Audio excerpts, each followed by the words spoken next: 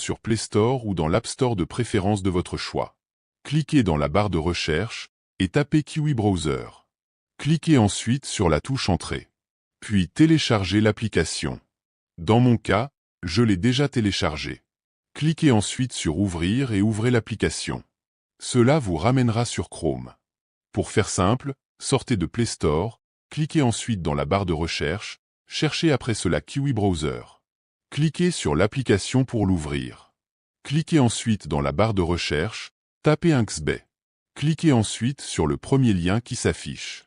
Vous devriez nécessairement vous connecter à votre compte Inkscape créé uniquement avec le code promo officiel de Inkscape. Cliquez ensuite sur les trois barres à droite en haut. Puis cliquez ensuite sur la partie où il est indiqué Inkscape. Attendez que ça se charge. Une fois que l'ensemble des jeux s'affiche, défilez ensuite vers le bas, jusqu'à ce que vous verrez le jeu Timble. Vous pouvez l'ajouter aux favoris de vos jeux comme je l'ai fait. Faites un clic sur ça.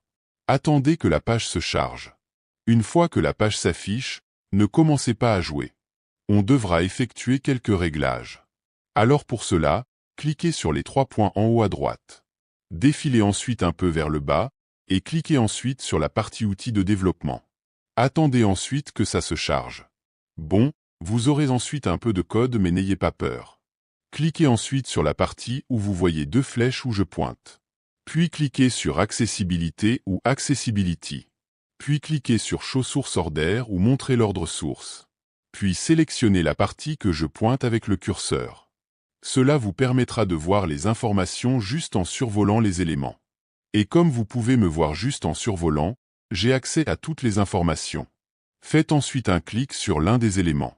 Revenez ensuite sur notre onglet précédent.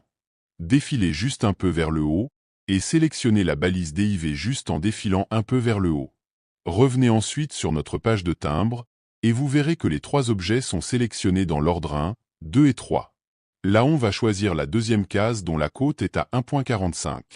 Ensuite, vérifiez d'avoir bien choisi une mise valide. Puis cliquez sur Jouer pour commencer. Vous voyez ensuite que les objets en dessous desquels se trouvent des boules sont ensuite montrés. Après cela le déplacement du tout commence. Ne soyez pas dépassés, comme vous pouvez le voir, on peut repérer facilement chaque élément. Alors là on retrouve facilement notre numéro 3, cliquez sur ça. Et comme vous le voyez ça marche. C'est tout pour cette vidéo.